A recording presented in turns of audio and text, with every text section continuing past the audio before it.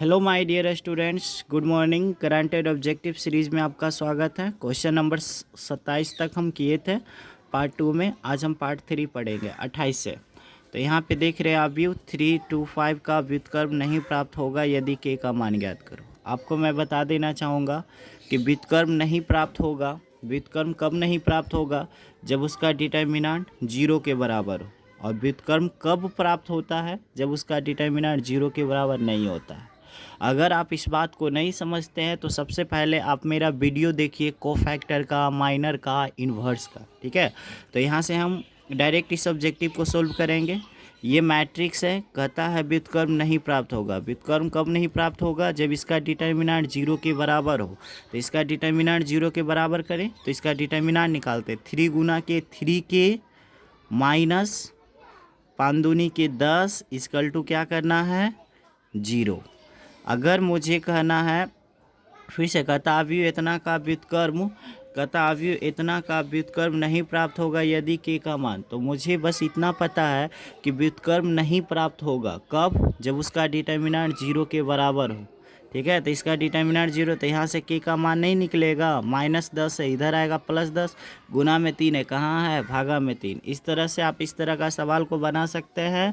यहाँ से आंसर इस सवाल का होगा 7/3। ठीक है, नेक्स्ट क्वेश्चन देखते हैं। कहता यदि ए बराबर एक मैट्रिक्स दिया है तब option number A determinant of A 0 है, option number B A inverse का अस्तित्व है, option number C A square by 2a, चौथा है नन ऑफ दीज। मुझे कहना है चेक करो क्या ऑप्शन ए सही है।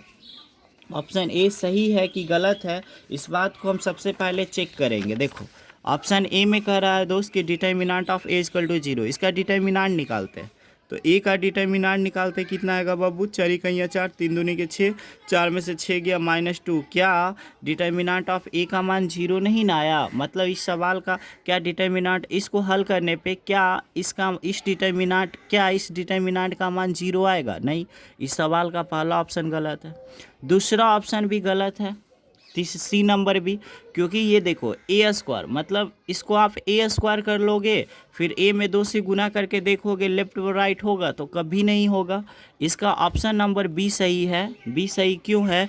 क्योंकि ए इन्वर्स का अस्तित्व है। और आपको पता है कि ए इन्वर्स का अस्तित्व कब होता है?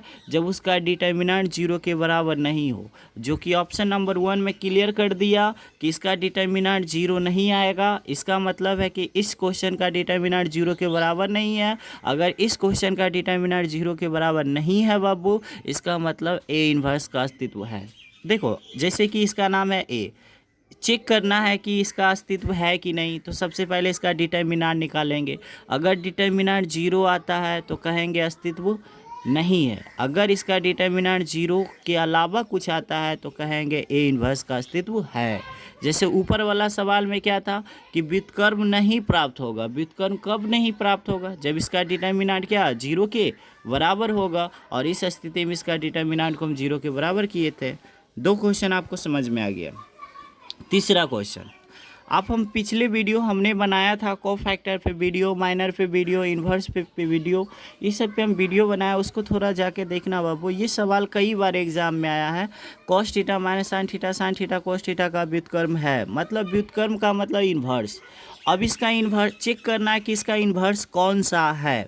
ठीक है, तो इसके लिए क्या करें, हम आपको एक उपाय बताते हैं। देखो इन्वर्स के लिए शॉर्ट ट्रिक हम बताते हैं। देखो ये जो सवाल है ना बाबू, इस सवाल को हम ए मान लेते हैं। ठीक है, देखो जो क्वेश्चन दिया था उस क्वेश्चन को हम ए मान लिए। सबसे पहले इसका डिटर्मिनेंट निकालेंगे। कैसे निकलेगा? कॉस गुना कॉस, कॉस स्क्वायर, और फिर वो माइनस बीच में आएगा। आपको नहीं समझ में आया, आई एम सो सॉरी। देखो इसका अगर हम डिटर्मिनेंट निकालेंगे, अगर हम इसका डिटर्मिनेंट निकालेंगे तो इसका डिटर्मिनेंट ऑफ ए 1 आएगा।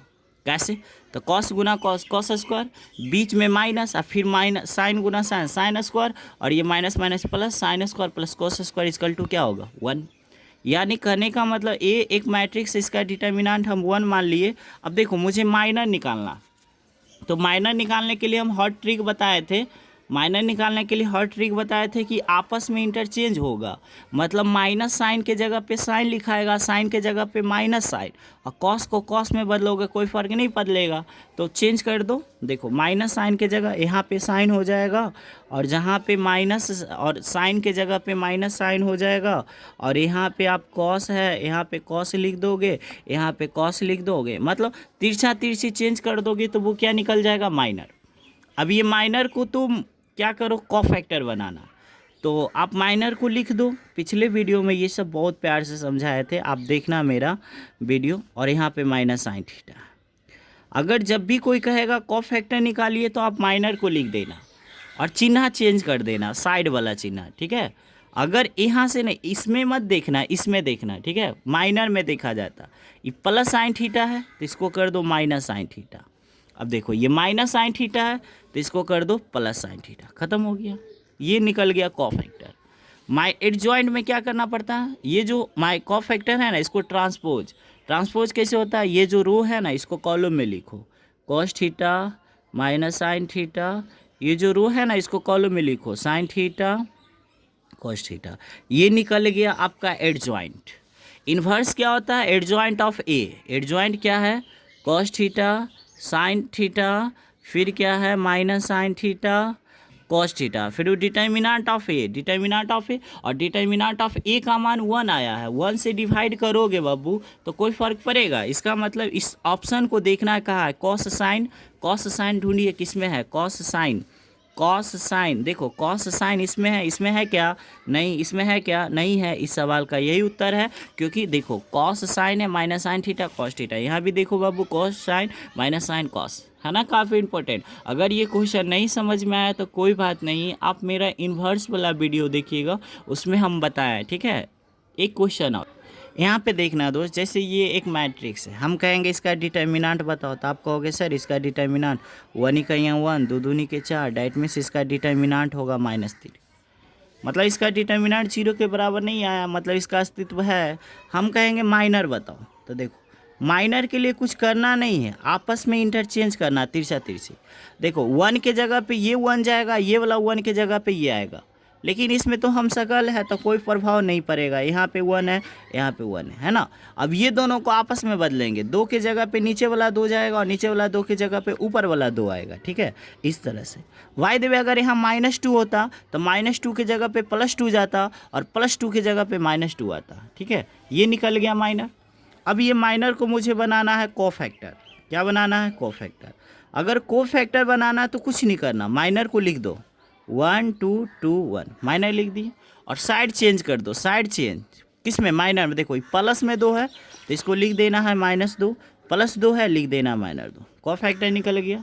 अगर बाय द वे आपको एडजॉइंट निकालना है ना, एडजॉइंट अगर आपको निकालना है दोस्त, तो इसको परा लाइन को खरा लाइन कर दो, ये रो है इसको कॉलम में लिख दो, रो है इसको कॉलम में लिख दो, लिख दिए।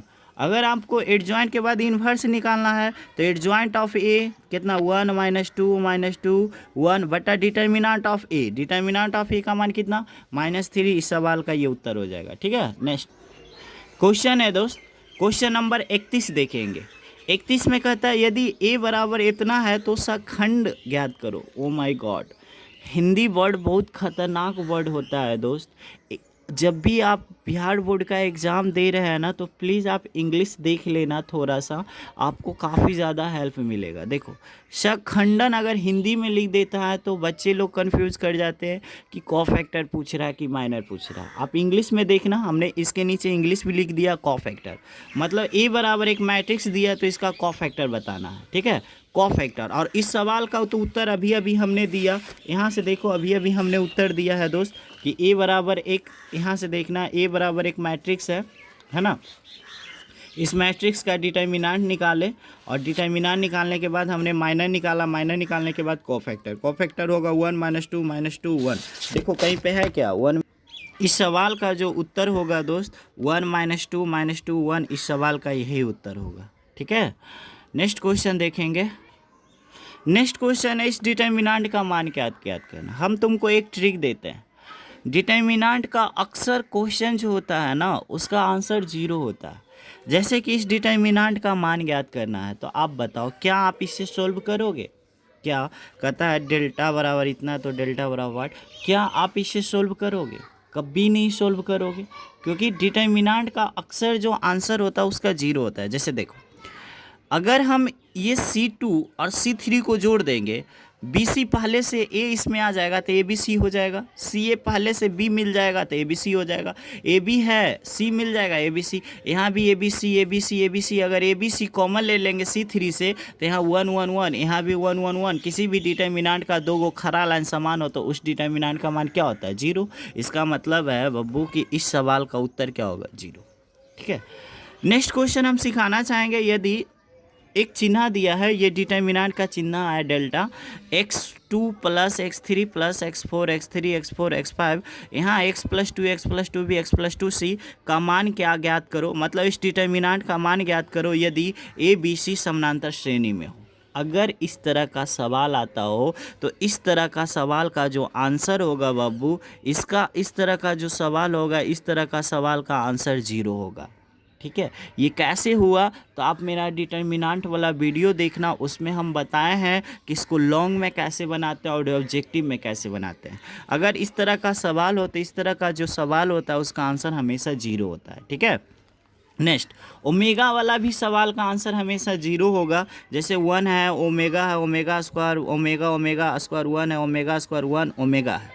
अगर आप किसी भी जोड़ दोगे, चाहे आप C1 C2 C3 को जोड़ोगे तो 1 प्लस ओमेगा स्क्वायर आएगा, और आपको भी पता है कि 1 प्लस ओमेगा स्क्वायर बराबर जीरो होता है। इस बात को याद रखना, 1 प्लस ओमेगा स्क्वायर बराबर जीरो होता है। अगर कहीं पे भी जीरो जीरो आ जाए और किसी भी डिटर्मिनेंट के रो या कॉलम के प्रत्येक अवयव शून्य हो तो उस डिटर्मिनेंट का मान जीरो होता है। ठीक है, तो यहाँ पे हमने 2 पॉइंट सीखा। ओमेगा वाला सवाल जो होगा उसका आंसर जीरो होता है, और x प्लस 2 भी x प्लस 2c अगर ये समानांतर श्रेणी में तो भी इसका आंसर जीरो। और ओमेगा वाला सवाल ISC 2018 में भी आया था, वहाँ पे भी ओमेगा वाला सवाल का आंसर जीरो होगा।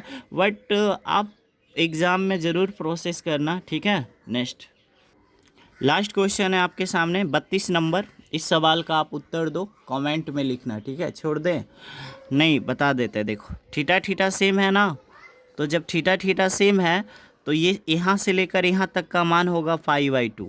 ठीक है, और साइन 90 डिग्री का मान क्या होता है? 1।